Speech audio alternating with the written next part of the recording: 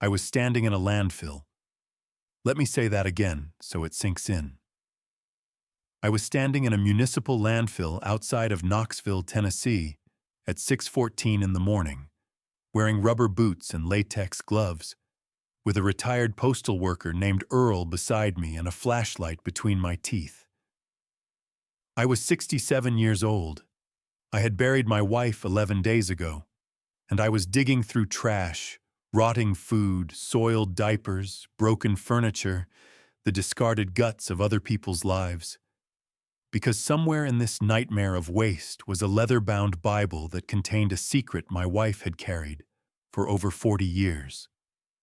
A secret my own children threw away like garbage. Not by accident, not by oversight. They knew exactly what they were doing. They just didn't know what was inside it. But I'm getting ahead of myself. Here's what you need to understand before I continue. My name is Walter Briggs. I built a life with my bare hands. I married a woman named Lorraine who was smarter than me, kinder than me, and apparently far more strategic than I ever gave her credit for. We raised 3 children in a 4-bedroom house on Mill Creek Road. We paid off every mortgage. We saved. We sacrificed. We did what parents do.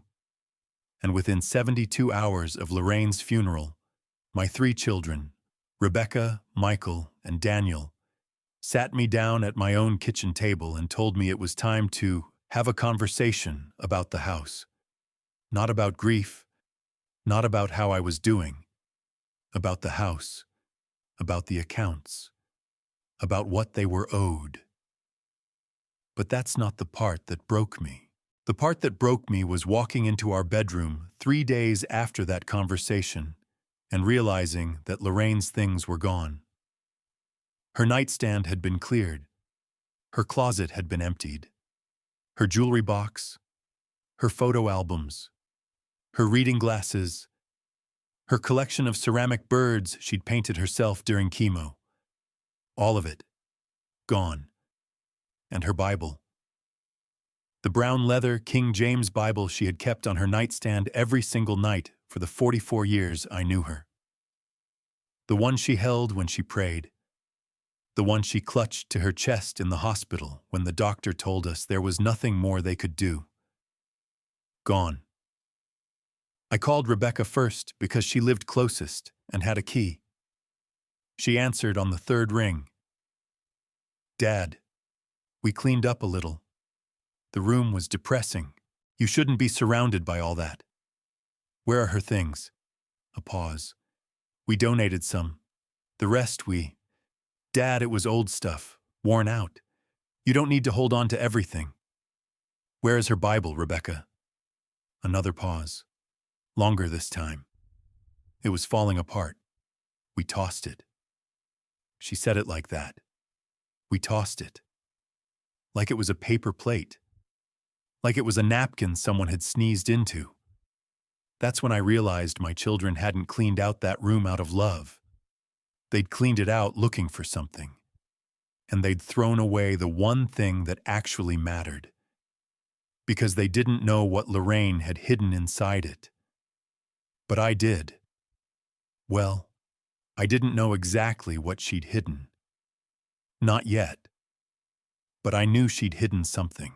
Because 3 days before she died, lying in that hospital bed at Fort Sanders Regional, Lorraine gripped my wrist with more strength than I thought she had left, and whispered 5 words I will never forget.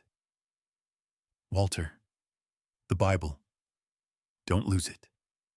I squeezed her hand. I promised. It's all in there, she said. Everything I couldn't say out loud.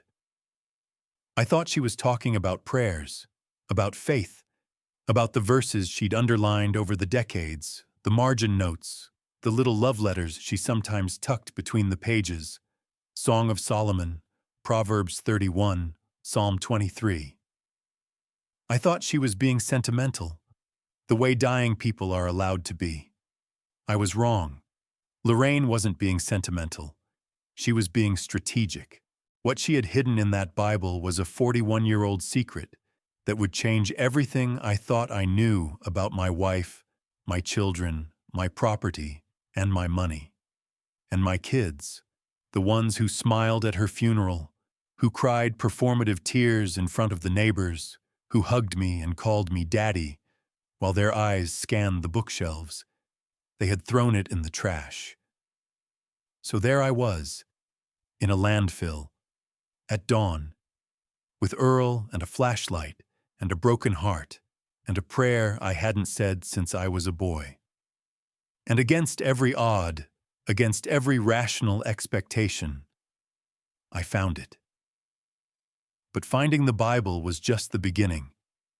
What was inside it would bring my children to their knees. Let me take you back, all the way back, because you need to understand what kind of life Lorraine and I built before you can understand what our children tried to steal. I grew up in Maryville, Tennessee, just south of Knoxville, in a house so small that my two brothers and I slept in the same room until I was 16. My father was a machinist at the Alcoa plant. My mother cleaned houses for families on the west side of town, families who had what we didn't. I learned two things young. Work is the only currency that doesn't depreciate, and nobody gives you anything you haven't earned.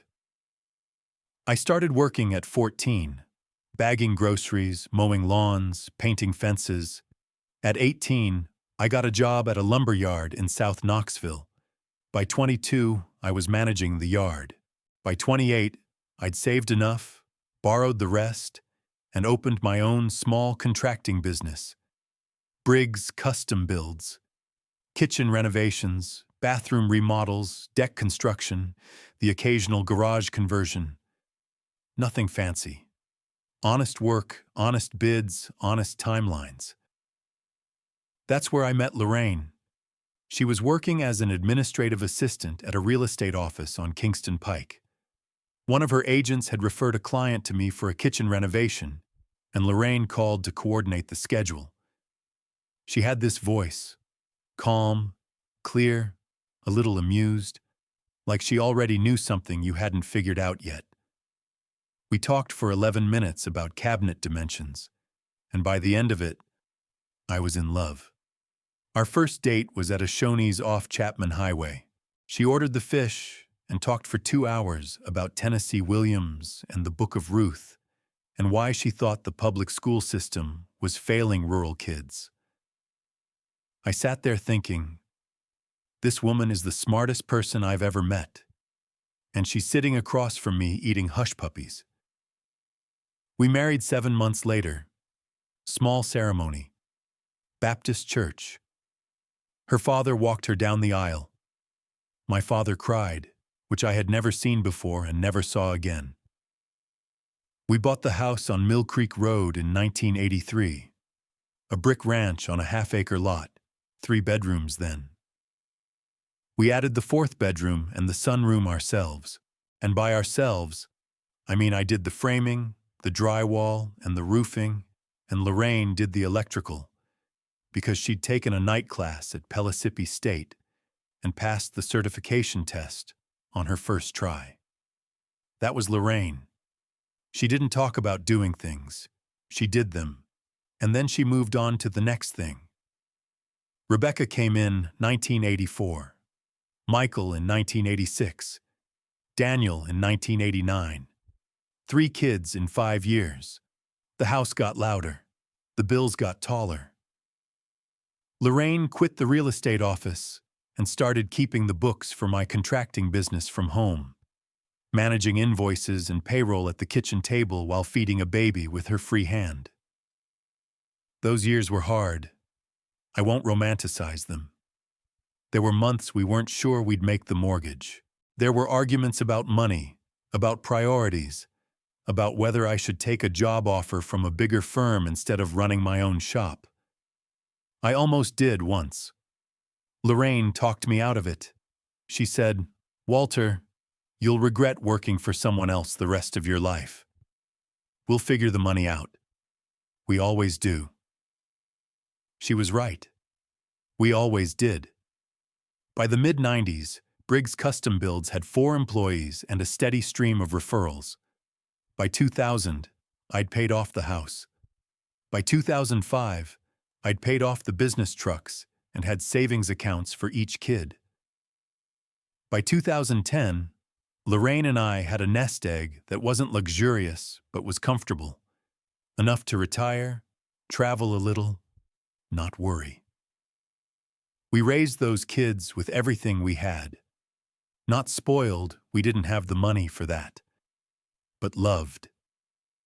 Fed, clothed, driven to practices and rehearsals and youth group. Rebecca played volleyball, Michael ran track, Daniel played guitar in the church worship band. Normal kids. Good kids, I thought. But somewhere along the way, something shifted. Rebecca married a man named Craig Purcell in 2008. Craig was an insurance adjuster with opinions about everything and expertise in nothing. He drove a leased BMW and talked about passive income streams at Thanksgiving dinner. He also, and I noticed this early, had a habit of asking how much things cost. Not his things, our things. How much did we pay for the house? What was the property worth now? Had we looked into reverse mortgages? I dismissed it. Lorraine didn't. "That man is doing math in his head every time he walks through our front door," she said once, standing at the kitchen sink. I laughed. She didn't. Michael moved to Nashville after college and became a pharmaceutical sales rep. He made good money, spent more, and called home when he needed something.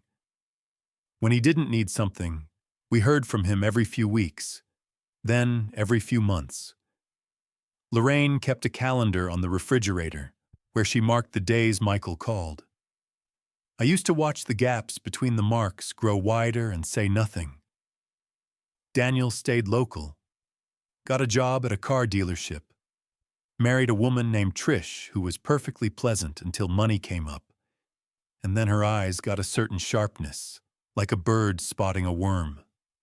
I loved my children. I need you to understand that. I loved them completely and without condition. Lorraine loved them the same way, but Lorraine saw things I refused to see. She tried to warn me, more than once. The first anomaly happened in 2019. Rebecca and Craig came over for Sunday dinner. Afterward, Rebecca asked if she could borrow $20,000 for a down payment on a rental property Craig had found. She said it was an investment. She said they'd pay it back within 2 years. Lorraine said no, not harshly, not cruelly. She simply said, "We're not in a position to lend that kind of money, sweetheart." Which was true. Our savings were for retirement, not for Craig's real estate fantasies. Rebecca's face changed, just for a second. A flash of something I'd never seen before. Anger, entitlement. Gone as fast as it appeared, replaced by a tight smile. "Of course, Mom, I understand." She didn't call for 6 weeks after that. The second anomaly was worse, and it came in 2021. Lorraine was diagnosed with stage 3 ovarian cancer in March of that year. The news hit our family like a truck. I couldn't eat for 3 days.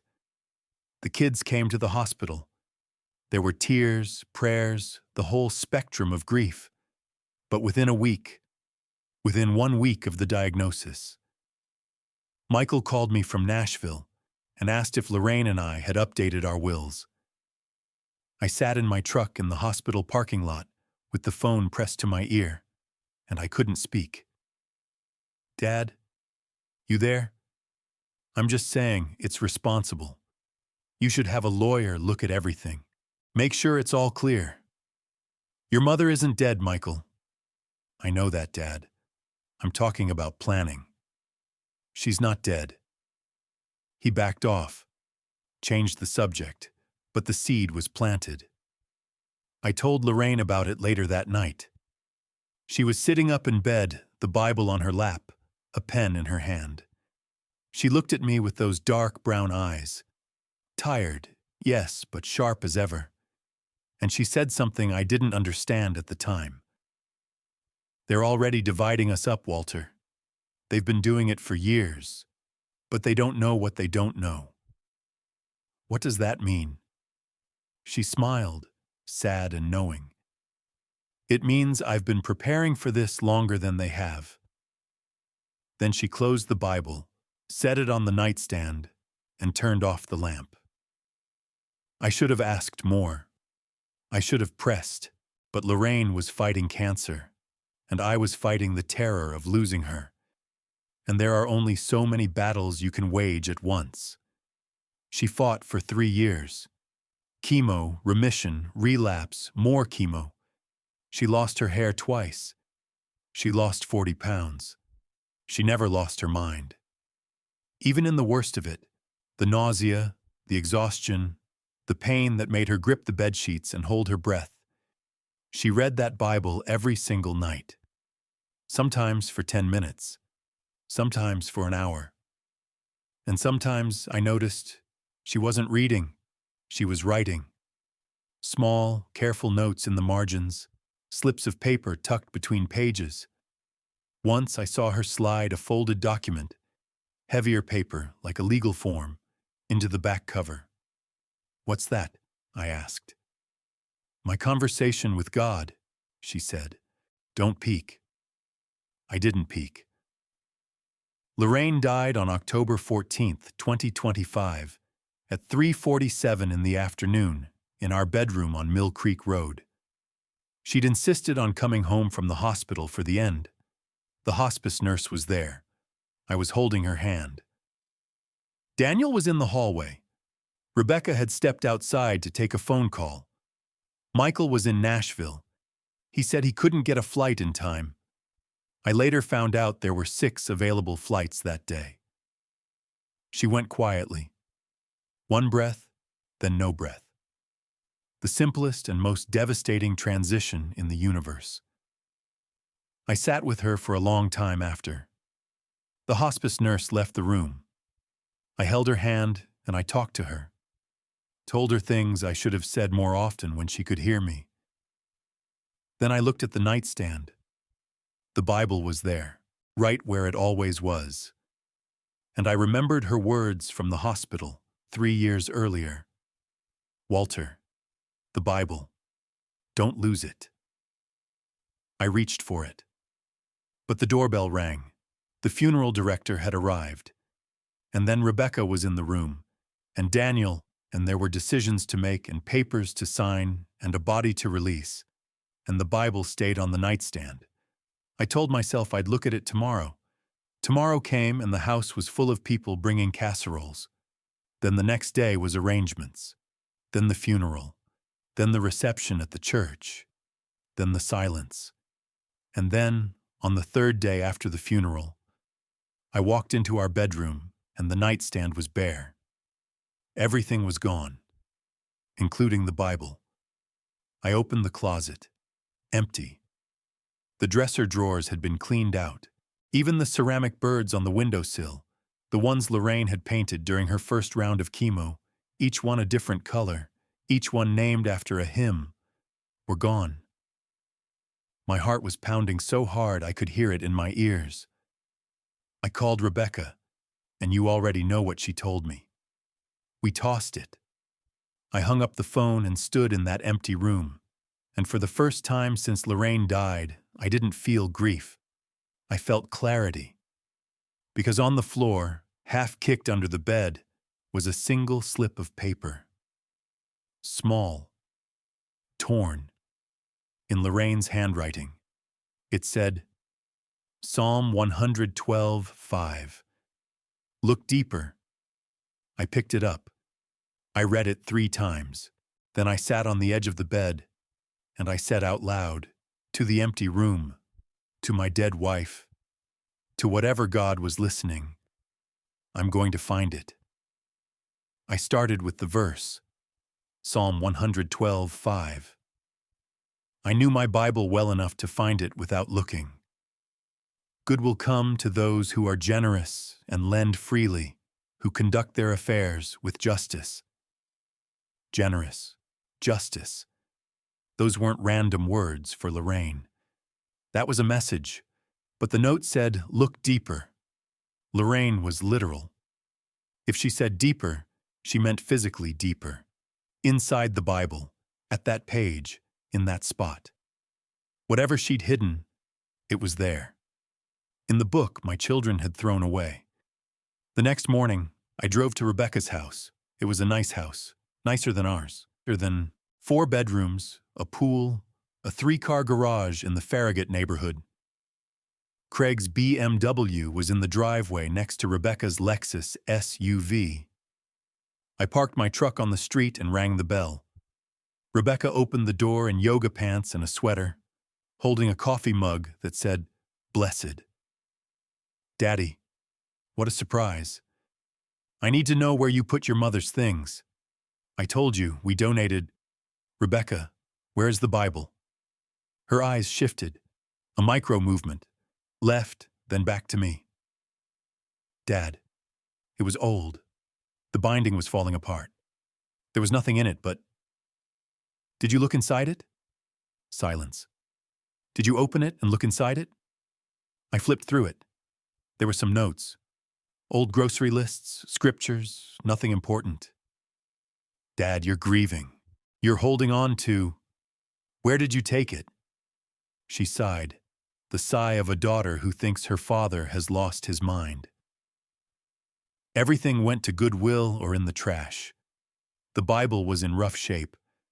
I put it in the garbage bag with some other worn-out stuff. It went out Tuesday. Tuesday.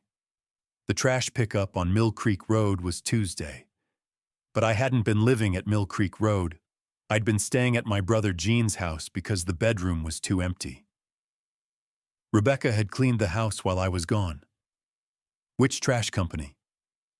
"Dad, which trash company, Rebecca?" "I don't know. Whatever services your street. Waste Connections, I think." I turned and walked back to my truck without another word. I heard her call after me. "Dad, please, you're not thinking clearly." I was thinking more clearly than I had in years. I called Waste Connections from my truck, spoke to a dispatcher named Maria. I explained the situation. A personal item accidentally discarded, high sentimental value. She was sympathetic, but honest. "Sir, if it was picked up last Tuesday, it's already at the transfer station. From there, it goes to the Chestnut Ridge landfill. Once it's there." "Can I go look for it?" A pause. "Technically, we don't allow civilians on site, but let me connect you with the site manager." The site manager was a man named Dan Weaver. I told him my story, the short version. My wife died. Her Bible was thrown away by mistake. It contained personal items. Dan was quiet for a moment, then said, "Mr. Briggs, I've been doing this 22 years. I've had people come looking for wedding rings, birth certificates, you name it. I'll be honest. The odds aren't great. But if you want to come out tomorrow morning before the compactors start, I'll show you the zone where your neighborhood's pickup would have been dumped. I'll be there. Bring boots and gloves and maybe a friend." I called Earl. Earl Dawson was 71 years old, a retired postal carrier who lived 3 houses down from me on Mill Creek Road. He and his wife Pauline had been our neighbors for 30 years. He'd sat with me at the hospital during Lorraine's last week. He'd carried a casserole dish to the reception. He was the kind of man who showed up. "Walt, you want me to go to the dump with you?" "I need another pair of eyes." "What time?" 5:30. "I'll bring coffee." We arrived at Chestnut Ridge at 6 in the morning. Dan Weaver met us at the gate. He'd marked off an area roughly 40 by 60 feet, the approximate zone where Tuesday's residential pickup from my route would have been deposited. "It's been 4 days," Dan said. Nothing's been compacted in this section yet because we're behind schedule. That's the only reason you've got a shot. Earl and I started digging. I won't describe every minute of it. It was exactly what you'd imagine. The smell alone was enough to make your eyes water. We used rakes in our hands and a garden trowel Earl had brought. We worked in rows, methodical, the way Lorraine would have done it. At 7:42 a.m., Earl called out, "Walt, Walt, come here." He was holding a black garbage bag, torn open. Inside, I could see fabric, Lorraine's old housecoat, the blue one with the white flowers. Beneath it, a tangle of scarves and reading glasses and a plastic bag of pill bottles. And beneath all of that, smeared with coffee grounds and damp from rain, a brown leather Bible. I took it from Earl's hands and held it against my chest, and I stood there in a landfill at dawn, and I wept. Earl put his hand on my shoulder and didn't say a word. I didn't open it there. I couldn't. My hands were shaking, and the Bible was wet, and I was terrified of damaging whatever was inside. I drove to Jean's house. My brother was at work. I sat at his kitchen table, laid out a clean towel, and set the Bible down. The leather was stained, but intact. The pages were damp around the edges, but not ruined. The bag had offered some protection, and the Bible's thick binding had absorbed most of the moisture. I opened it carefully. The first thing I saw was Lorraine's handwriting. Everywhere. In the margins, between verses, on small pieces of paper tucked between pages. Some of it was scripture commentary. Some of it was prayers. Some of it was personal. Notes to herself, reflections, dates. I turned to Psalm 112. The page was thicker than the others. I could feel it. I ran my finger along the edge and realized 2 pages had been carefully glued together along 3 sides, creating a pocket. Lorraine had made a hidden compartment, in a Bible page, with the precision of a woman who used to do our own electrical work. I used a butter knife to gently separate the glued edge. Inside were 3 items. The first was a folded piece of heavy paper. Legal-sized. I opened it. It was a deed. A property deed for 4.7 acres of land in Sevier County, Tennessee, near Gatlinburg. The deed was dated 1984. The property was titled solely in the name of Lorraine May Briggs. I had never seen this document before. I had never heard of this property. My wife had owned nearly 5 acres near Gatlinburg for 41 years, and she had never told me. What I found made my stomach drop. The second item was a small, folded letter in Lorraine's handwriting, addressed to me. "Walter, if you're reading this, I'm gone, and the Lord saw fit to lead you to this Bible despite whatever chaos our children have created. I know them, honey. I love them, but I know them. The deed is real. The land is real. I bought it in 1984 with money my mother left me before she died. Money I never told you about because Mama asked me not to. She didn't trust banks, and she didn't trust men with money, God rest her. She gave me $12,000 in cash and said, 'Buy land, Lorraine. Land doesn't lie.' So I did.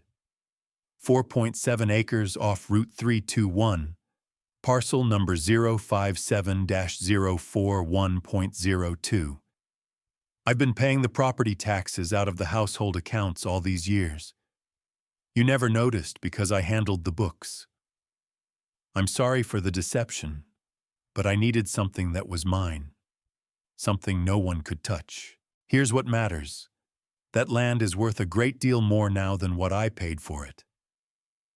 I've had it appraised 3 times over the years. The last appraisal, done in 2022, valued it at $2.1 million. You read that right. The development around Gatlinburg has made that parcel extremely valuable.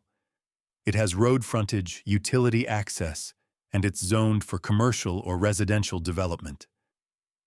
I am leaving this land to you, Walter. Not to the children, to you. I have a will, a separate will from the one we did together with Howard Pittman's office. This will was prepared by an attorney named Sandra Huerta in Sevierville. She has the original. The Bible has a copy.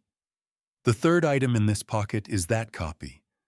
Our children have become people I didn't raise them to be. I watched it happen. The entitlement, the calculations, Craig's questions about our net worth, Michael's call about the will while I was still in the hospital, Daniel letting Trish inventory my jewelry when she thought I was asleep during chemo. I love them, but I will not reward what they've become. The land is yours, Walter. Do with it what you will. You've earned every good thing in this life. All my love. Always, Lorraine. I read that letter 4 times. Each time I understood a little more. Each time, something I thought I knew about my marriage, about my wife, shifted and rearranged. She'd kept a secret for 41 years, not out of malice, out of wisdom. The third item was what she'd promised. A copy of a last will and testament, prepared by Sandra Huerta, attorney at law in Sevierville, Tennessee, dated June 15, 2023. It was 4 pages long, properly witnessed and notarized.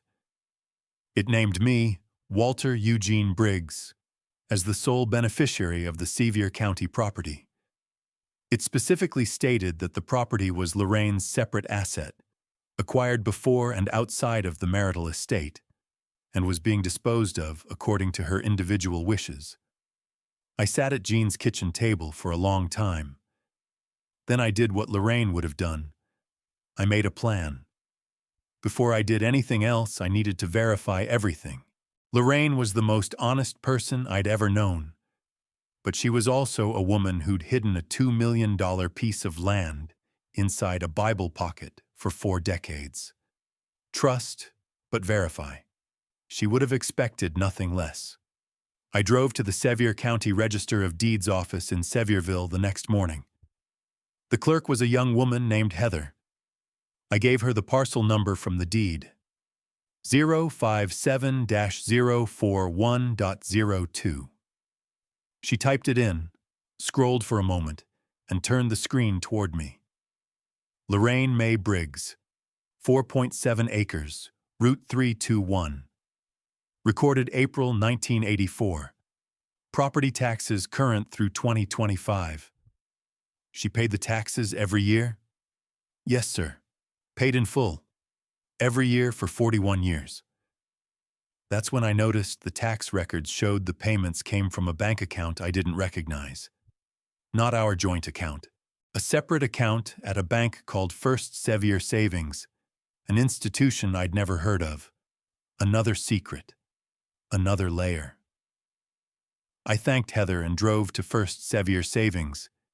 It was a small community bank on the main road through Sevierville, the kind of place that still had a drive-through teller window and a bowl of lollipops on the counter. I showed the teller my ID and Lorraine's death certificate, which I'd been carrying in a manila envelope. I asked if there was an account in her name. The teller, an older gentleman named Bill, went to the back. He returned with a branch manager, a woman in her 50s named Connie Parker. Mr. Briggs, your wife did maintain an account here. A checking account she opened in 1984. The current balance is $47,312. $47,000. In a bank account I never knew existed. Were there any other signatories on the account? No, sir. Just your wife. Is there a payable on death beneficiary? Connie checked. Yes. You, sir. Walter Eugene Briggs. Lorraine had thought of everything. I didn't want to believe it. But the picture was becoming undeniable. My wife had maintained a completely separate financial life, modest but strategic, without ever telling me. She'd bought land, paid taxes, kept a bank account, had a separate will drawn up, and hidden the documentation in the one place she trusted most, her Bible. And my children had thrown it in the garbage. My next stop was Sandra Huerta's law office. Sandra Huerta, Esquire, operated out of a small but well-maintained office on Court Avenue in Sevierville. The sign on the door said, Huerta Law, Estate Planning, Real Property, Elder Law. The receptionist, a young man named Jesse, asked if I had an appointment. No, I said. But please tell Ms. Huerta that Walter Briggs is here about his wife Lorraine's estate. 2 minutes later, Sandra Huerta came out to meet me personally. She was in her late 50s, compact, with short silver hair and reading glasses on a chain. She shook my hand firmly and looked me directly in the eyes. Mr. Briggs, I am so sorry for your loss. Your wife was a remarkable woman. You knew her. She was my client for 12 years. Come in. We have a lot to talk about. Sandra's office was neat and filled with law books. She gestured for me to sit, then closed the door. How much did she tell you? Sandra asked. Almost nothing. I found out everything from her Bible. Sandra nodded slowly. She said that might happen. She came to me in 2013 and told me she wanted to create a separate estate plan for a piece of property she owned individually. She was very clear about two things. First, the property was her separate asset, purchased with inherited funds, titled solely in her name, never commingled with your joint finances. That makes it legally distinct from your marital estate in Tennessee. And the second thing? Sandra looked at me. She was very clear that her children were not to inherit that property. She said, and I'm quoting her notes here, "My children will try to take everything that isn't nailed down within a week of my death. I will not make it easy for them." I felt something tighten in my chest. Not pain, recognition. Lorraine had seen what I'd refused to see, and she'd acted while I was still making excuses. Is the will valid? Fully valid. I have the original in my vault. It was executed with 2 independent witnesses and a notary. It was updated in 2023 to reflect the most recent property appraisal and to add some specific language about her intent. What language? Sandra opened a file and read, I am excluding my children Rebecca Purcell, Michael Briggs, and Daniel Briggs from this bequest, not out of malice, but out of clear-eyed knowledge of their character. They have, through their actions and attitudes, demonstrated that they view their parents' assets as their entitlement rather than our legacy. I choose to leave this property to my husband Walter, who built our life with his hands and his honor, and who I trust to use this gift wisely. The room was very quiet. There's more, Sandra said. In 2022, your wife had the property professionally appraised. At that time, a developer had already expressed interest. The appraised value was $2.1 million, but Lorraine believed the market value could be significantly higher due to the location. It's adjacent to a parcel that was recently rezoned for a mixed-use resort development. How much higher? Based on comparable sales in the area, I'd estimate the current market value is between $2.8 and $3.4 million, possibly more if the resort development proceeds. I leaned back in my chair. My wife, the woman who clipped coupons and drove a 12-year-old Honda and packed my lunch every morning. She'd been sitting on a multi-million-dollar asset and had never said a word. Why didn't she tell me? Sandra's expression softened. I asked her the same thing. She said, Walter would try to give it to the kids. He's too kind for his own good, and they'd squander it within 5 years.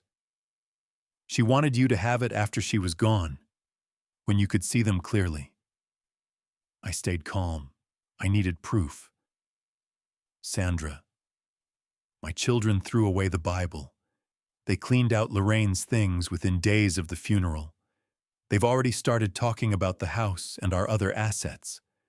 When they find out about this property, they'll challenge the will. Yes. Let them. Sandra's voice was steady, steel wrapped in silk. This will is airtight. The property is Lorraine's separate asset with a clear paper trail going back 41 years. Tennessee law is very clear on separate property. Your children have no legal claim to it. But they'll try. Of course they will, which is why we're going to prepare for that right now. That was the moment Sandra Huerta became my authority ally. And she was, as I would come to learn, very, very good at her job. Sandra laid out a plan. First, we would file Lorraine's separate will with the Sevier County Probate Court. This would establish it as a valid testamentary document and begin the process of transferring the property to me. Second, we would gather and secure all supporting documentation. The original deed, the property tax records, the bank account statements from First Sevier Savings, the appraisal reports, and Lorraine's handwritten letter to me. Third, and this was Sandra's idea, we would not tell my children anything. Not yet. Let them make their moves first, Sandra said. Let them show their hand. Then we'll play ours. This wasn't drama. It was a scheme. Their scheme.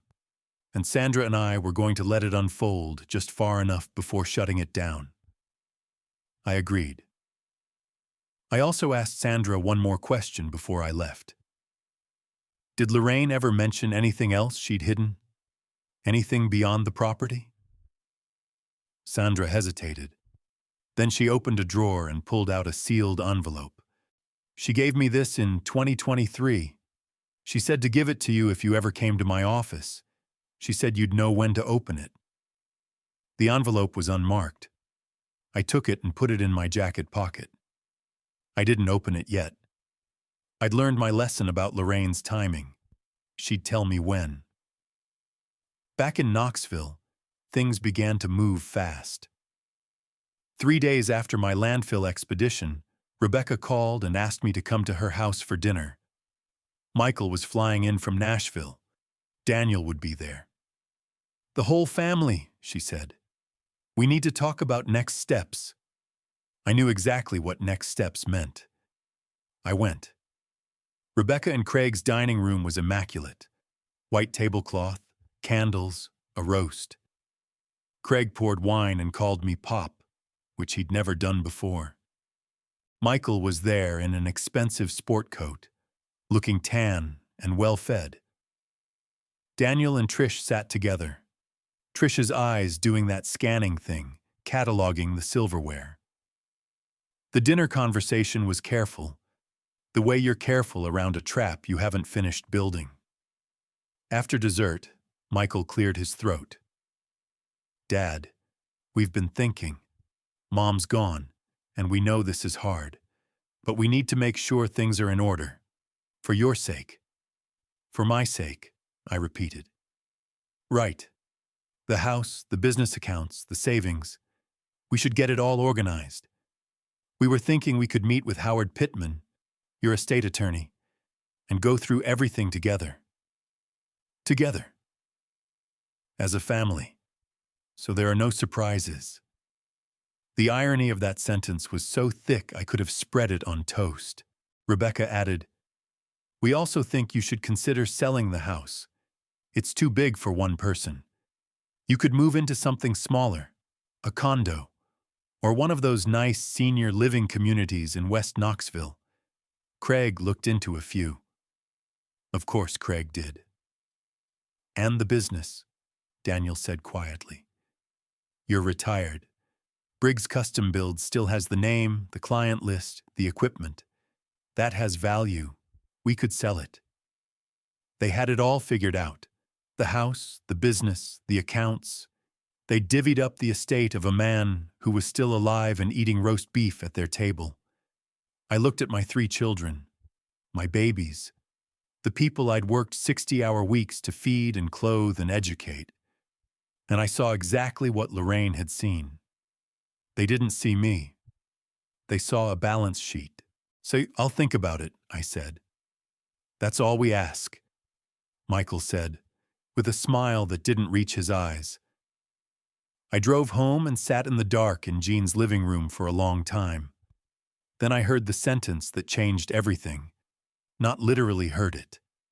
Remembered it. Lorraine's voice, clear as a bell, from 3 years ago in the hospital. "They're already dividing us up, Walter, but they don't know what they don't know." I pulled the sealed envelope Sandra had given me out of my jacket pocket. I opened it. Inside was a single sheet of paper. Typed. Lorraine's letterhead from the contracting business. "Walter, if you've gotten this far, then you found the Bible, you found Sandra, and our children have shown you who they are. There's one more thing you need to know. In 2020, when I was first diagnosed, Craig and Rebecca came to me privately and asked me to sign a power of attorney giving Rebecca control of our joint accounts in case something happened. They presented it as a precaution. I read the document carefully. It would have given Rebecca, and by extension Craig, full authority over our finances the moment I became incapacitated. I did not sign it. I told them I'd think about it. Then I took the document to Sandra, who confirmed it was overly broad and designed to benefit Rebecca, not us. Craig drafted that document himself. He is not an attorney. I kept a copy. It's in the brown filing cabinet in the sunroom, bottom drawer, in a folder labeled Taxes 2019.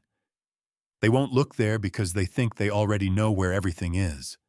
Also, in December 2024, Michael contacted Howard Pittman's office and requested a copy of our joint will. Pittman's office should not have provided it without your consent, but Michael told them he was acting on your behalf. I don't know what he learned, but I know he was looking. Be careful, Walter. Be smart. And don't let them see you coming. I sat with that letter for a very long time. Then I drove to Mill Creek Road, went to the sunroom, opened the brown filing cabinet, found the folder labeled Taxes 2019, and pulled out a document. It was exactly what Lorraine described. A power of attorney form, broadly worded, granting Rebecca Purcell full authority over the financial accounts of Lorraine May Briggs and Walter Eugene Briggs. It was dated September 2020. There was a signature line for Lorraine. It was blank. But there was another document behind it that Lorraine hadn't mentioned. Or maybe she hadn't known about it. It was a second power of attorney form. Same language, same broad authority. But this one was for me. My name, my accounts, my property, it had been prepared for my signature. And at the bottom, in the signature line, someone had signed my name. Not me. I had never seen this document before in my life. Someone had forged my signature. I looked at it closely. The handwriting was careful but wrong. The W in Walter was too angular. The loop on the B in Briggs was closed, and I always leave mine open. It was a competent forgery by someone who'd seen my signature many times. My hands were steady. My mind was ice. I photographed both documents with my phone. Then I placed them back exactly where I'd found them, closed the drawer, and left the house. I stayed calm.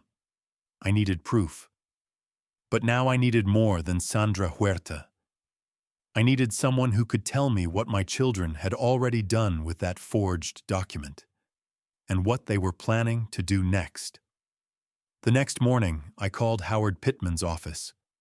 Howard Pittman was the attorney who had prepared Lorraine's and my joint will 15 years ago. He was old school. Oak desk, leather chair, framed photos of trout he'd caught. I'd trusted him completely. I asked his receptionist if I could come in that afternoon. She said Howard could see me at 2. At 2 o'clock, I sat in Howard's office and asked him a very specific question. Howard, has anyone contacted your office about my will or Lorraine's will in the past 2 years? Howard blinked, shifted in his chair. Walt, why do you ask? Because I need to know. He was quiet for a moment. Then he said, your son Michael called last December. Said he was helping you and Lorraine get things organized. Asked for a copy of the joint will. Did you give it to him? We sent a copy. He said you were aware. I was not aware, Howard. Howard's face went pale. And has anyone else contacted your office? Rebecca? Craig? Howard looked deeply uncomfortable. Craig Purcell came in about 6 weeks ago, after Lorraine's funeral. He said he was representing the family's interests. He asked some questions about the estate, about the house, about the process for probating the will. What did you tell him? Just general information. Nothing confidential. But Howard paused. He did ask if there was any property in Lorraine's name that wasn't included in the joint will. He specifically asked about real estate. The room tilted slightly. What did you tell him? I told him that the joint will covered all jointly held property and that I wasn't aware of any separately held assets. Because I'm not. Was there? I looked at Howard for a long time. Howard, I need you to listen to me carefully. I believe my children, or at least some of them, are attempting to take control of my finances while I'm still alive. I believe a power of attorney has been forged with my signature, and I believe they've been gathering information about my estate behind my back. Howard leaned forward. His face was very serious. Walt, if what you're saying is true, that's elder abuse. That's fraud. That's criminal. I know. I need a paper trail. I need to know exactly what they've already accessed, what they've signed, and what they're planning. Can you run a check? Howard nodded slowly. I can contact the banks, the title company, the county records office. If anyone has used a power of attorney to access your accounts or modify your property titles, we'll find it. Do it. And Howard, don't tell anyone. Not my children. Not Craig. Nobody. Understood. I left Howard's office and called Sandra Huerta. I told her about the forged POA.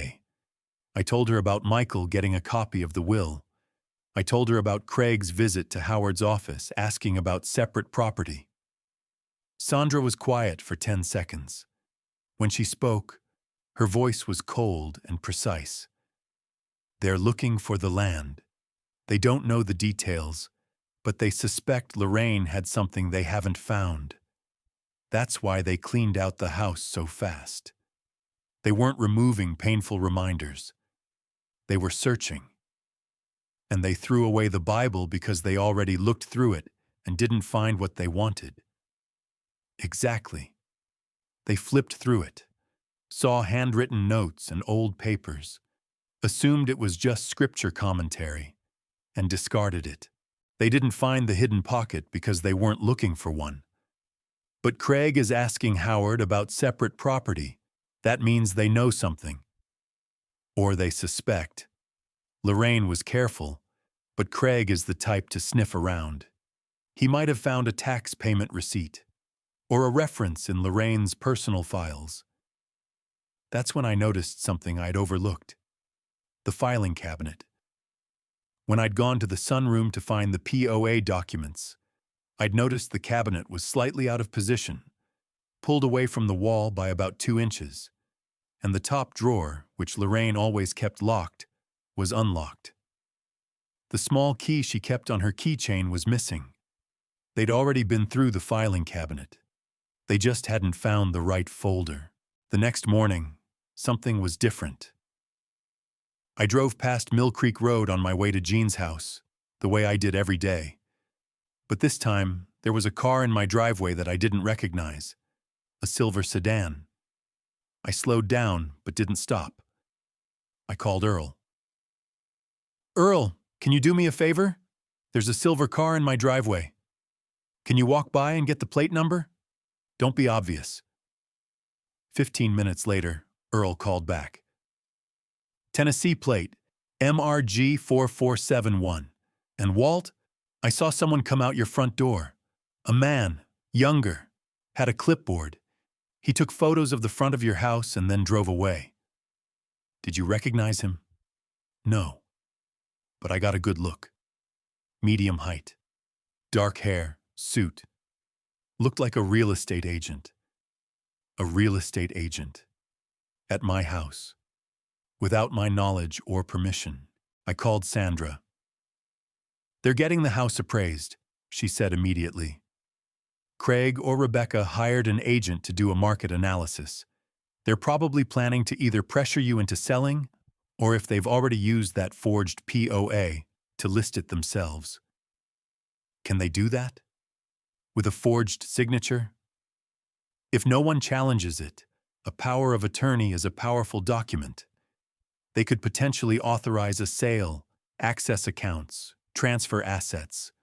The forgery makes it illegal, but it's only illegal if someone catches it and proves it." "Then we need to catch it and prove it." Sandra was already ahead of me. "I'm going to hire a forensic document examiner, someone who can analyze the signature on that POA and provide an expert opinion that it's forged. I know someone in Nashville. She's one of the best. Do it. And Walter, I need you to not confront your children. Not yet. If they know you found the Bible, if they know about the Sevier County property, if they know about the separate will, they'll lawyer up, destroy evidence, and dig in. Right now, they think you're a grieving old man who doesn't know what's happening. They thought I was finished." I paused. I wasn't. Over the next 2 weeks, I operated like a man on a mission. A quiet, methodical, evidence-collecting mission that Lorraine would have been proud of. Sandra filed Lorraine's separate will with the Sevier County Probate Court. The filing was public record, but my children had no reason to look at Sevier County probate filings. They didn't know the property existed. Howard Pittman ran checks on my financial accounts. What he found made the floor drop out from under me. 3 days after Lorraine's funeral, someone had used a power of attorney to access our joint savings account at First Tennessee Bank. The POA on file was the forged document, the one with my fake signature. The access had been used to request account statements and initiate a transfer of $35,000 into an account belonging to Rebecca and Craig Purcell. $35,000. Stolen from my account while I was at my brother's house, sleeping in a guest bed because my own bedroom smelled like grief. But that wasn't all. Howard also discovered that someone had contacted the title company that held the deed to the Mill Creek Roadhouse. A request had been made, under the authority of the same forged POA, to add Rebecca Purcell as a joint owner on the title. The title company hadn't processed it yet. They'd flagged it for additional verification because the request didn't include the original deed. But it was in the queue. If no one had caught it, Rebecca would have become a co-owner of my house within the month. When Howard told me this, I didn't yell. I didn't cry. I sat very still and felt something settle inside me like concrete setting. "Howard, who submitted the request to the title company?" Howard checked his notes. The request came from a Craig Purcell, listing himself as authorized representative under the power of attorney. Craig. Of course. the insurance adjuster with the BMW, and the questions about net worth. He'd been running the play all along, and Rebecca was either complicit or willfully blind. At this point, the distinction didn't matter. And the bank transfer? Same POA. The bank processed it because the document appeared legitimate. They didn't verify the signature against the original card. Can we reverse it? With proof of forgery, absolutely.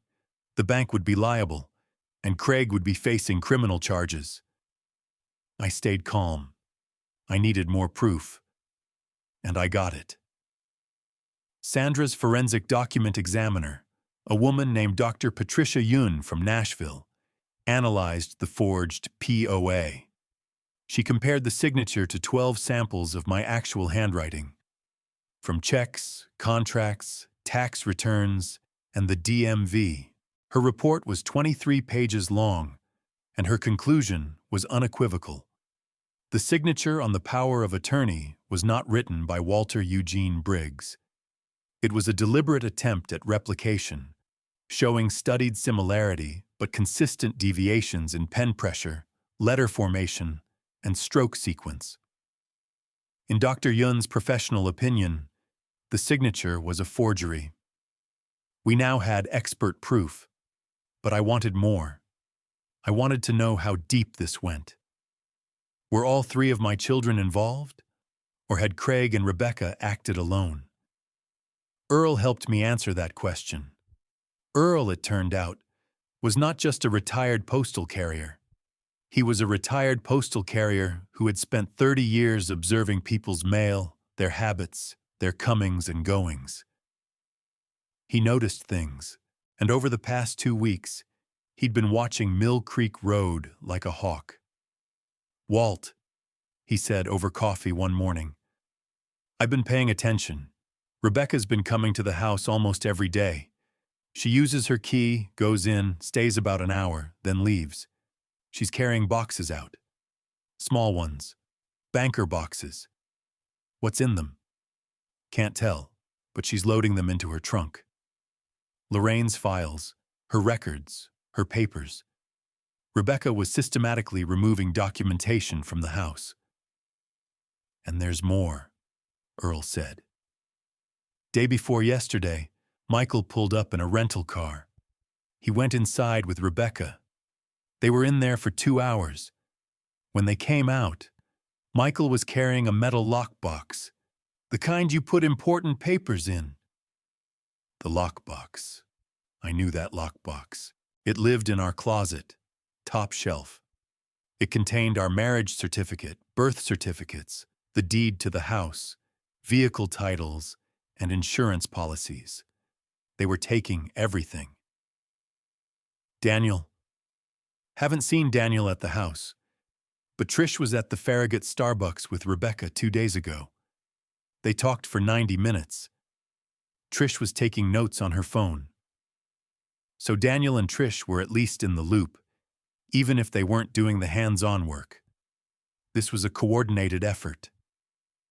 I didn't want to believe it, but the evidence was overwhelming. All three of my children, the babies I'd held, the kids I'd coached and cheered for and prayed over, were working together to strip me of everything I had. And they thought I didn't know. I went back to Sandra's office with everything: Howard's findings, Dr. Yun's report, Earl's observations, Lorraine's letters, the bank records, the title company request. Sandra spread it all out on her conference table like a general studying a battlefield map. "Here's where we are," she said. "You have evidence of forgery, unauthorized bank transfers, attempted fraudulent property transfer, and systematic removal of documents from your home. Any one of these is a serious crime. Together, they constitute a pattern of elder financial abuse. What are my options? You have 3. She held up one finger. Option 1. We go to the police right now. File charges. Craig and Rebecca, and potentially Michael and Daniel, face criminal prosecution. Forgery, fraud, theft, elder abuse. This is a felony matter. Second finger. Option 2. We go to civil court. Sue for recovery of the stolen funds, void the fraudulent POA, seek damages. This protects your assets but takes longer and doesn't involve criminal consequences. Third finger. Option 3. We do both, but we time it carefully. We let them take one more step, one more provable, documented step, and then we spring the trap in a setting where the proof is irrefutable and the witnesses are present. Option 3, I said. Sandra smiled. It was the first time I'd seen her smile in our entire relationship. That's what Lorraine would have chosen. The timing came together faster than I expected. 2 days later, Rebecca called and said the family wanted to meet with Howard Pittman's office to do a formal estate review. All of us together, Daddy, just to make sure everything is organized. Michael was flying in. Daniel and Trish would be there. Craig, of course, would attend. The meeting was scheduled for the following Thursday at Howard Pittman's conference room. I said I'd be there. Then I called Sandra. They're going to use the meeting to present the POA, Sandra said. They'll want to formalize their control. They probably expect you to go along with it because you don't know the POA is forged. What if they've already used it at other institutions we haven't checked? Possible. But the meeting is the moment they try to make it official. That's when we move. Sandra and I spent the next 3 days preparing. We coordinated with Howard Pittman, who was now fully on board and deeply angry. He felt responsible for providing the will copy to Michael without proper authorization, and he wanted to make it right. We also contacted the Knoxville Police Department's Financial Crimes Unit. A detective named Maria Sandoval listened to our evidence, reviewed the documentation, and agreed that we had sufficient probable cause for criminal charges. But Detective Sandoval also gave us advice. If they present the forged POA in front of an attorney and multiple witnesses, and they assert it's legitimate, that's additional evidence of knowing participation in fraud. It strengthens the case considerably. So we let them present it. You let them present it, and then you respond. The trap was set. I want to tell you about the night before that meeting. I sat in Jean's guest room with Lorraine's Bible on my lap. The leather was stained from the landfill. The pages were wrinkled from moisture. But it was intact. It was whole. I turned to the page where she'd hidden the pocket. Psalm 112. I ran my finger over the glue line she'd carefully applied, probably with a toothpick, knowing Lorraine. And I imagined her sitting up in bed, late at night, while I slept beside her, doing this delicate, secret work. Preparing for a future she wouldn't live to see, protecting me from people I couldn't protect myself from. I turned to the front of the Bible where she'd written her name in blue ink, Lorraine May Briggs, 1981. Underneath, in pencil, barely visible, she'd added something I'd never noticed before. For Walter, when the time comes. She'd been planning this for years, maybe decades. Every note in the margins, every slip of paper, every tucked document. It was all part of a message. A long, slow, patient message from a woman who loved me enough to see the truth and act on it. I closed the Bible. Thank you, Lorraine, I said. Then I went to sleep. Thursday arrived. Howard Pittman's office was on a quiet street in West Knoxville, a converted Victorian house with a law library on the first floor and conference rooms on the second. The conference room had a long walnut table, 8 chairs, a window overlooking a magnolia tree, and, unbeknownst to my children, a discreet recording system that Howard had activated with proper legal notice posted at the entrance of the building, as required by Tennessee's one-party consent law. I arrived at 9:45 for the 10 o'clock meeting. I wore khaki pants, a flannel shirt, and my old work boots. I looked exactly like what they expected me to be, a tired, confused, grieving old man. Howard met me in the hallway. "You ready, Walt?" "I am." "Sandra?" "She'll arrive at 10:20, separately, as planned." I nodded. Howard squeezed my shoulder. "Lorraine would be proud of you." I walked into the conference room. They were all already there. Rebecca sat at the far end of the table wearing a blazer and a serious expression. Craig sat beside her, a leather folder in front of him, looking like a man about to chair a board meeting. Michael was to my left, legs crossed, sport coat over a polo shirt, radiating the practiced ease of someone who sells things for a living. Daniel and Trish were across from Michael. Daniel looked uncomfortable. Trish looked eager. "Daddy," Rebecca said, standing. She hugged me. Her perfume was expensive. Her embrace was calculated. "Glad you could make it, Pop," Craig said. "Sit down, Dad," Michael said, pulling out a chair. I sat. Howard entered and took his seat at the head of the table, a legal pad in front of him and a controlled expression on his face. "Thank you all for coming," Howard said. "My understanding is that the family would like to review the estate of the late Lorraine May Briggs and discuss the management of Walter's assets going forward. Is that correct?" "That's right," Craig said before anyone else could speak. Howard turned to me. "Walter, is that your understanding as well?" "I'm here to listen," I said. Craig opened his leather folder. "Here it comes," I thought. "So, we've taken the liberty of organizing some things," Craig said. "After Lorraine's passing, the family wanted to make sure Walter's affairs are in order. We've been concerned about his well-being, living alone, managing finances, maintaining the property. It's a lot for a man his age." A man his age. I was 67.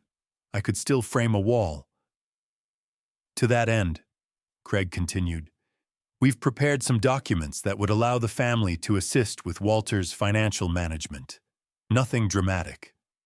Just practical." He slid a document across the table toward me. I picked it up, looked at it. It was a new power of attorney, different from the forged one. This one was freshly printed, granting Rebecca Purcell durable power of attorney over the financial affairs, property holdings, and medical decisions of Walter Eugene Briggs. Financial affairs, property holdings, and medical decisions. This wasn't help. This was a takeover. "We just need you to sign at the bottom," Craig said. "Rebecca would handle the day-to-day. Pay your bills, manage your accounts. You wouldn't have to worry about anything." I looked at the signature line. Blank. "I see," I said. "It's really standard," Craig added. "Lots of families do this when a parent is..." "When a parent is what, Craig?" "When a parent is in a transitional phase, after a loss." I set the document down. "Before I sign anything," I said slowly, "I have a question." "Of course, Daddy," Rebecca said. "Where's the $35,000? The room went still. Not quiet. Still. The kind of stillness that happens when a bomb drops but hasn't detonated yet. "What?" Rebecca said. $35,000 was transferred from my joint savings account at First Tennessee Bank to an account in your name. 3 days after your mother's funeral. Authorized by a power of attorney that bears my signature." I looked at each of them in turn. Rebecca, Craig, Michael, Daniel, Trish. I didn't sign any power of attorney. Craig leaned back in his chair. His face did something complicated: surprise, calculation, recovery, all in about 2 seconds. "Walt, I think there's been a misunderstanding. We were just... There's no misunderstanding, Craig. The power of attorney filed with First Tennessee Bank contains a forged signature. I have an expert analysis from a certified forensic document examiner confirming that the signature is not mine. I pulled Dr. Yun's summary report from the inside pocket of my flannel shirt and placed it on the table. Additionally, I continued, a request was submitted to the title company to add Rebecca as a co-owner of my house on Mill Creek Road, using the same forged document. I placed the title company records on the table. And you, Michael, you contacted this office last December and obtained a copy of my joint will by falsely claiming you were acting on my behalf. Howard spoke. I've confirmed this.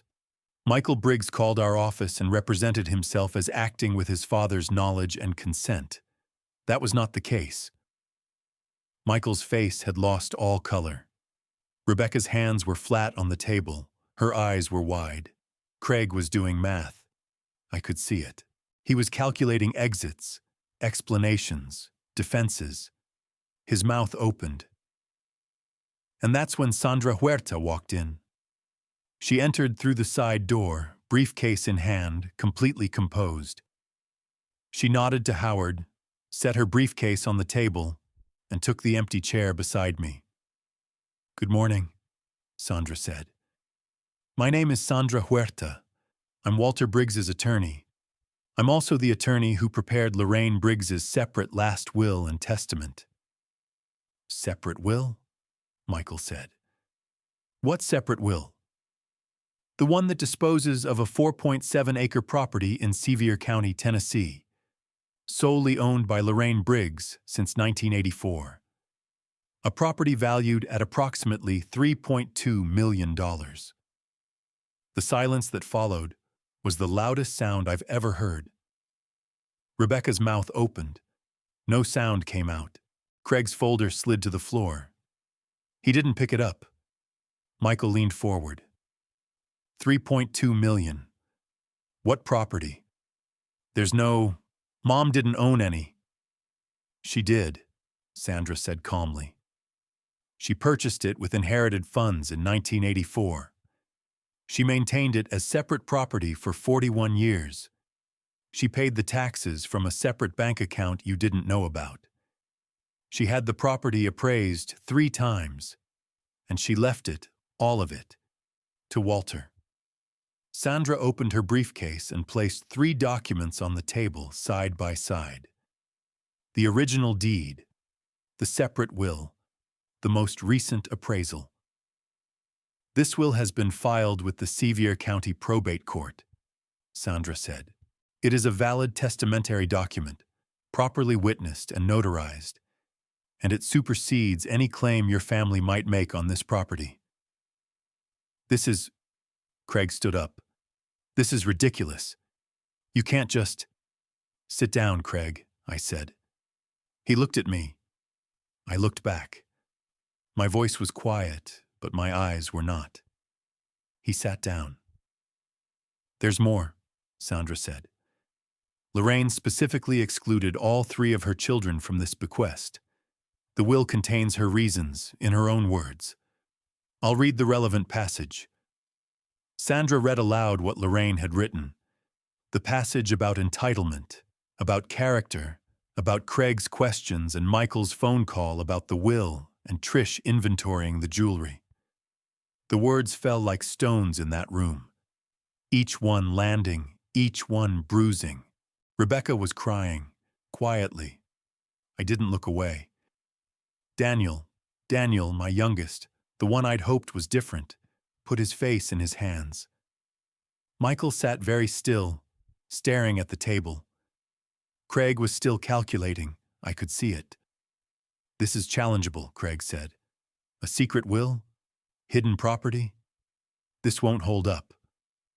Sandra turned to him with the patience of a woman who eats men like Craig for breakfast.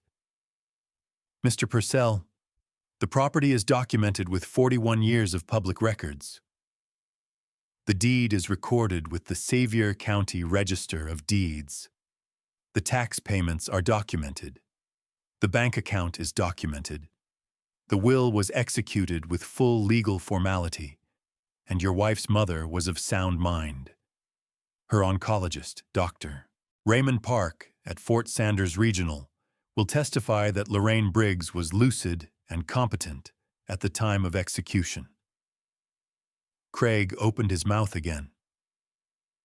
Furthermore, Sandra continued, I should inform you that the Knoxville Police Department's Financial Crimes Unit has been briefed on the forged power of attorney, the unauthorized bank transfer, and the attempted fraudulent property transfer. Detective Maria Sandoval is waiting in Howard's office downstairs. Craig's mouth closed. If you'd like to challenge the will, that is your right. But I should warn you that doing so will involve extensive legal discovery, during which the forged POA, the stolen funds, and the attempted title fraud will be introduced as evidence. The result will not be a larger inheritance for your family. The result will be criminal charges. The room was completely silent. I let it sit. Let them feel it. Then I spoke. I want to tell you something, I said. Your mother hid that property inside her Bible. Not in a safe, not in a bank vault, in her Bible. The book she read every single night. The book she was holding when she died. I looked at Rebecca, and you threw it in the trash. Rebecca made a sound, not a word. A sound. You came into my home. You cleaned out her closet. You took her ceramic birds, the ones she painted during chemo when she could barely hold a brush. You took her reading glasses, her jewelry, her photo albums. You went through her filing cabinet, and you threw her Bible in the garbage because you thought it was worthless. My voice was steady. I was surprised by how steady it was. But Lorraine knew. She knew you'd do exactly what you did. She knew you'd search the house. She knew you'd throw away what you didn't understand. She knew you'd come for the money before the body was cold. I paused. That's why she hid it in the one place you'd never think to look. The one thing you thought had no value. The magnolia tree outside the window swayed in the breeze. A car passed on the street below. Somewhere in the building, a phone rang. She outsmarted you, I said. From the grave, she outsmarted all of you. Nobody spoke. Craig made one last move. He straightened his tie and said, Walter, I think we can work this out. As a family, we don't need police involved. We don't need courts. We just need to sit down and... Detective Sandoval, Sandra called toward the open door.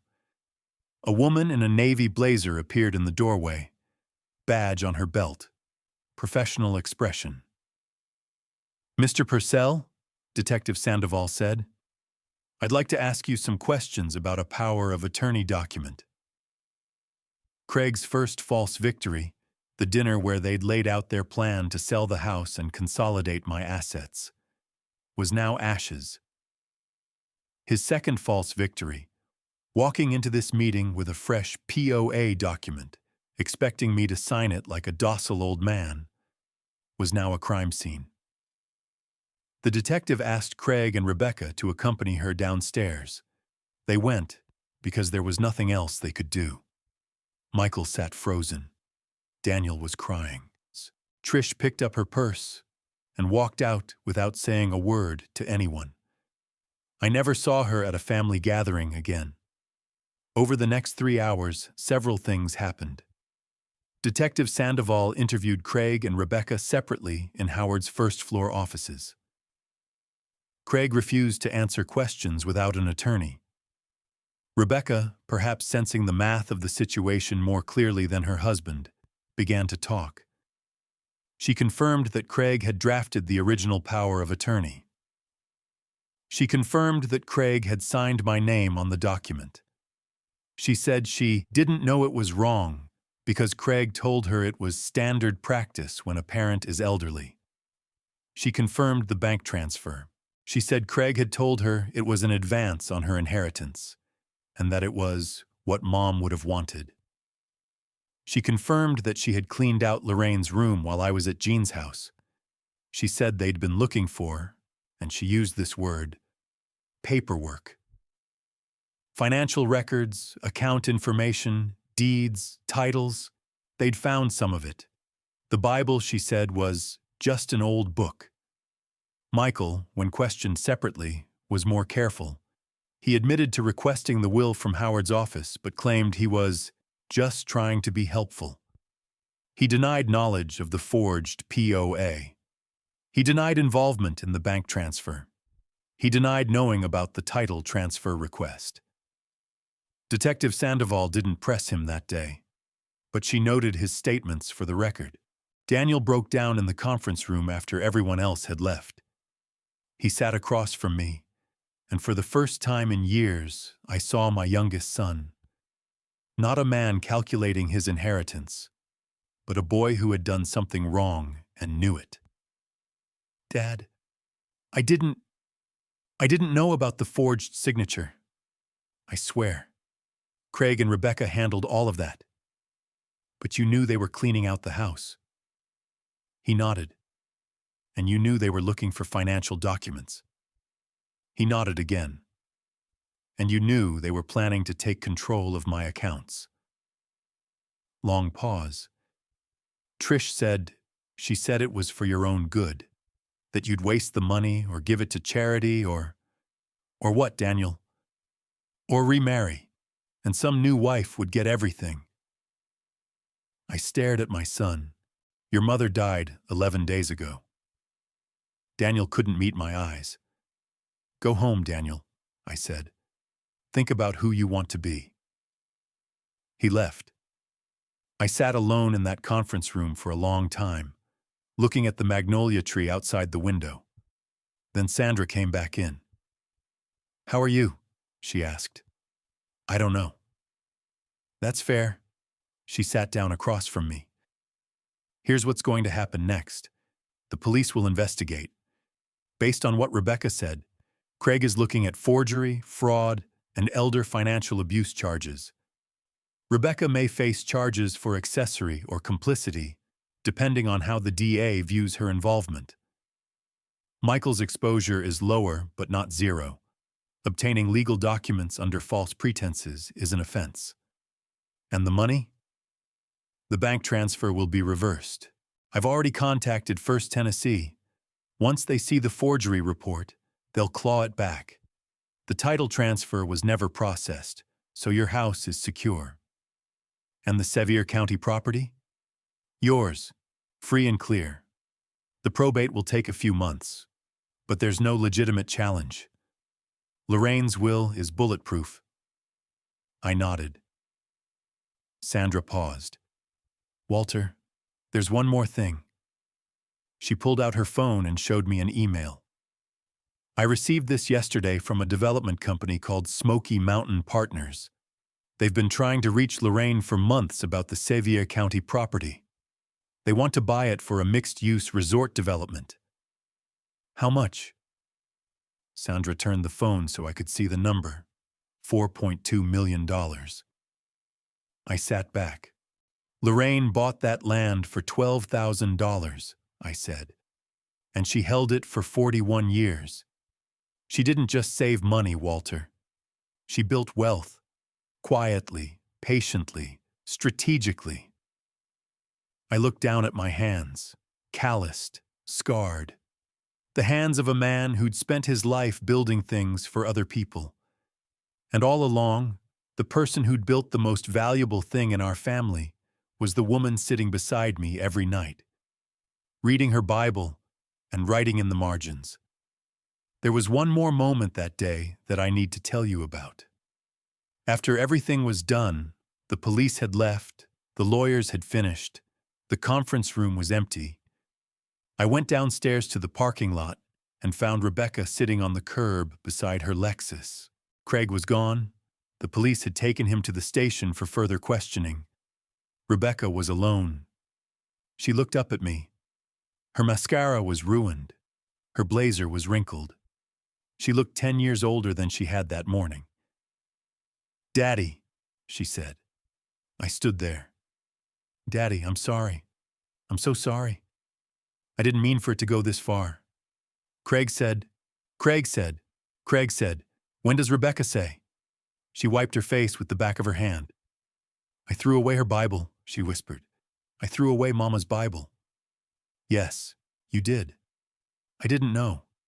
You didn't care. There's a difference. She started crying again. Hard. The kind of crying that comes from the stomach. I wanted to comfort her. Every instinct in my body said, kneel down, hold your daughter, tell her it's okay. That's what fathers do. That's what I'd done her entire life. But Lorraine's voice was in my head. Don't let them see you coming. And also, I love them. But I will not reward what they've become. You need to go home, I said. Get a lawyer, a real one, not your husband. I turned and walked to my truck. I didn't look back. The weeks that followed were quiet in the way that aftermath always is, not peaceful exactly, but still. The kind of stillness that comes after a storm has passed, and you're surveying the damage and trying to figure out what can be rebuilt and what's gone for good. Craig Purcell was charged with forgery in the second degree, theft over $10,000, and elder financial abuse. The elder abuse charge, Detective Sandoval told me, carried enhanced penalties under Tennessee law. Craig hired a defense attorney.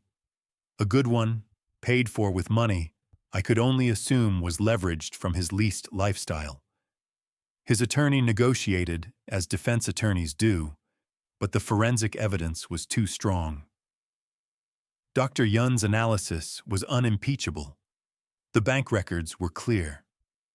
Rebecca's own statement confirmed Craig's actions. Craig eventually pled guilty to reduced charges, forgery and theft. He was sentenced to 3 years of probation, 200 hours of community service, a restitution order for the full $35,000 plus interest, and a permanent restraining order prohibiting him from any involvement in my financial affairs. The elder abuse charge was dropped as part of the plea, which bothered me. But Sandra assured me the practical outcome was strong. Rebecca was not charged. The DA's office determined that while she had been complicit, the evidence pointed to Craig as the primary actor, and Rebecca's cooperation during the investigation worked in her favor. I had mixed feelings about this. Lorraine would have had mixed feelings about it too. Michael returned to Nashville and went quiet. He didn't call me for 3 months. When he finally did, it was a short conversation, stiff, careful, like talking to a stranger. He didn't apologize. He didn't admit to anything. He said he was giving me space. I let it be. Some silences are louder than words, and I'd spent too many years filling Michael's silences with excuses. Daniel came to see me a week after the meeting at Howard's office. He came alone.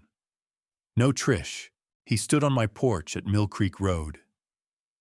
I'd moved back home by then, with his hands in his pockets and his shoulders drawn in, looking the way he looked at 14 when he'd crashed my truck into the mailbox.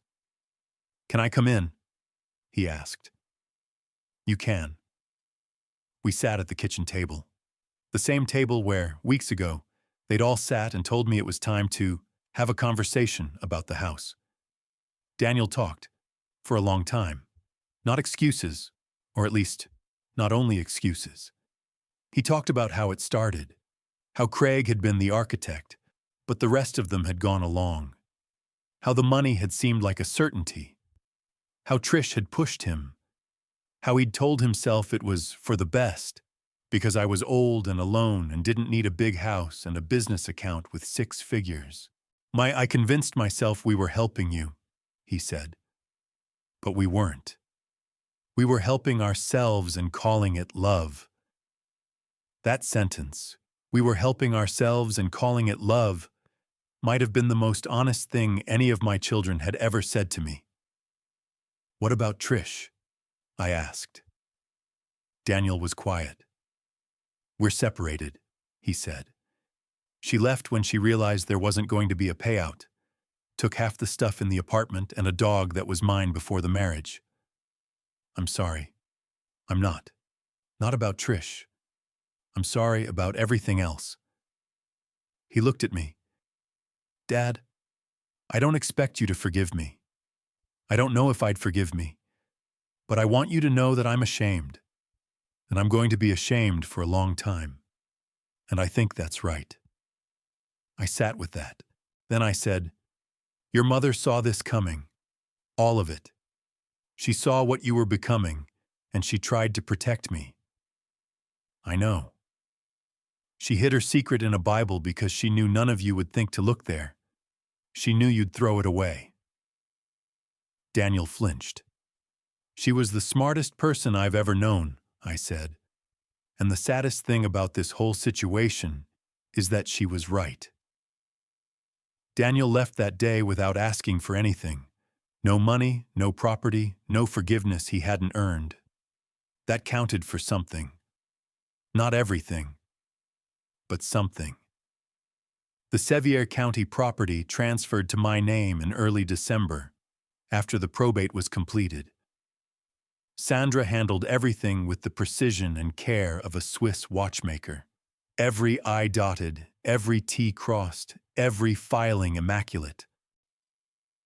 The offer from Smoky Mountain Partners came in at $4.2 million, as Sandra had mentioned. I considered it for about a week, then accepted.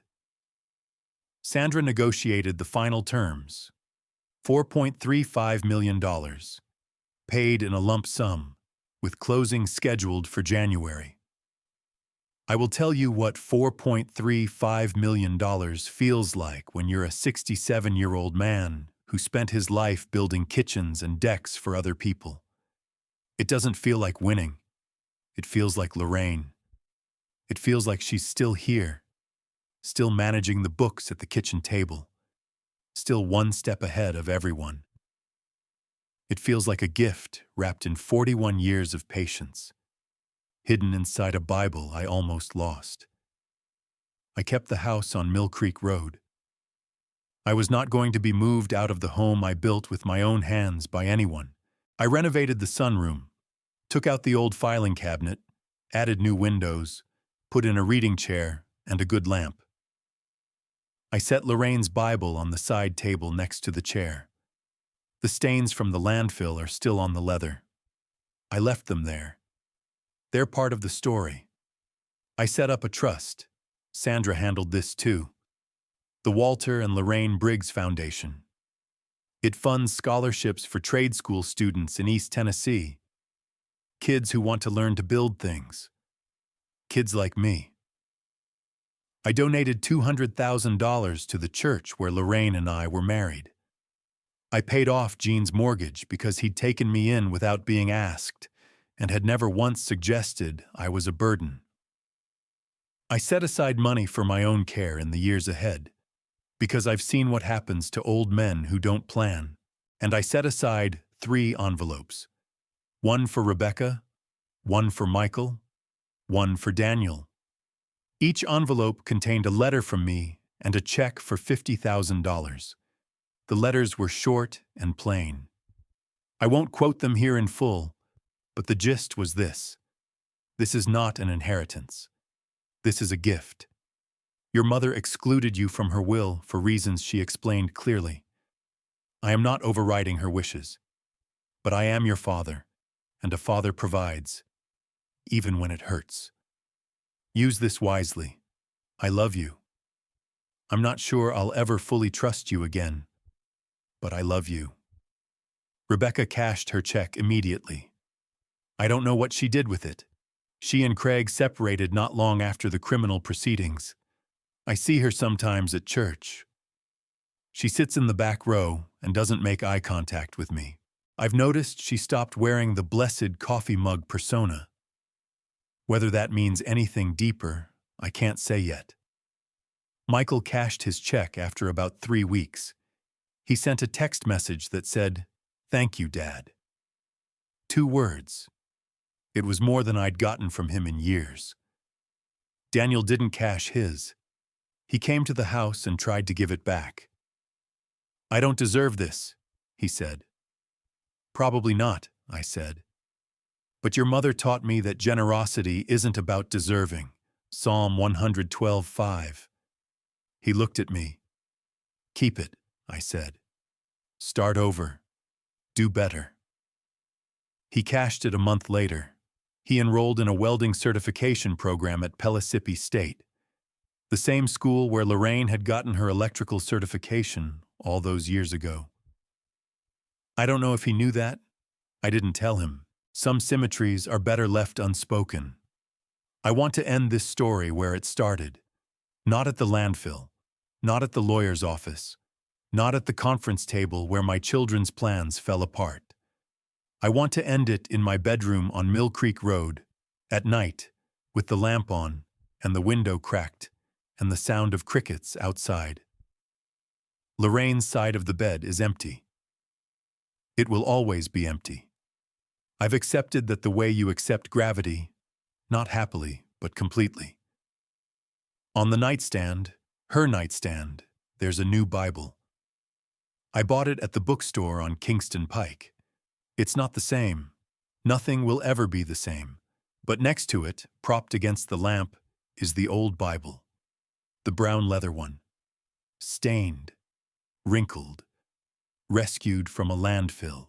The one that contained a secret worth millions and a lesson worth more. I read from it sometimes. Not the legal documents. Those are with Sandra. I read Lorraine's notes, her margin prayers, her reflections, her conversations with God and with herself. On the page before Psalm 112, she wrote this, in pencil, small and careful. Walter doesn't know yet, but he'll figure it out. He always does. It just takes him a little longer than it takes me. That's okay. That's why I married him. Because he's good, and good men need time. I set the Bible down and turn off the lamp and lie in the dark. And I understand something that Lorraine tried to teach me for 44 years. Something I was too stubborn and too trusting and too hopeful to learn until now. Love is not blind. Love sees everything. Real love sees the flaws, the betrayals, the greed, the weakness. And it prepares, not with anger, not with revenge, with foresight, with care, with a plan hidden inside a prayer, inside a book, inside a life. Lorraine saw what our children would become. She didn't stop loving them. She just stopped pretending.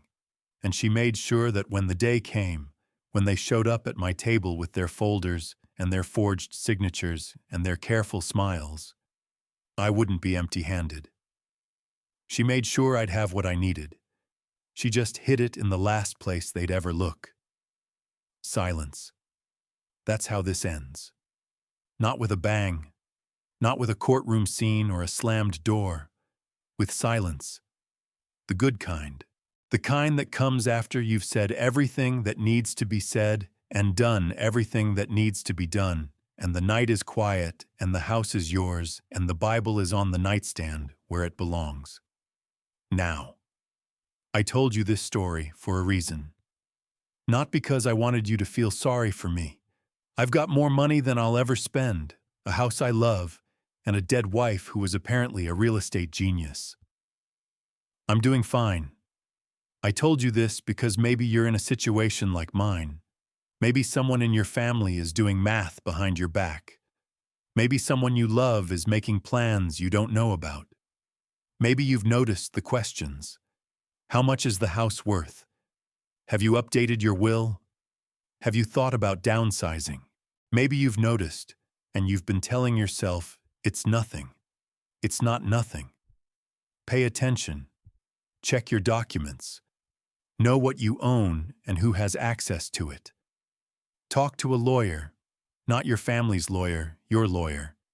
And if someone you love has left you something, even something as simple as a book or a box or a note that says, "Don't lose this," for God's sake, don't lose it. People will tell you that family is everything, and they're right. Family is everything, which is exactly why you need to protect yourself from the people who use that word as a weapon. Lorraine knew that. She's the reason I'm telling this story from my reading chair and not from a state-run facility while Craig Purcell rents out my house. So here's my question for you. Is there someone in your life who's doing math behind your back? Is there a document you haven't checked? A conversation you've been avoiding? Don't wait until you're standing in a landfill at dawn. Check now. And if this story meant something to you, if you recognized a piece of it, if it reminded you of someone, if it made you pick up the phone or open a drawer, then do me a favor. Share it. Not for me. For the next Walter who needs to hear it before it's too late. Lorraine would have liked that. She always did believe in passing things on. For Lorraine, who hid the most important thing in the most obvious place, and was right about everything.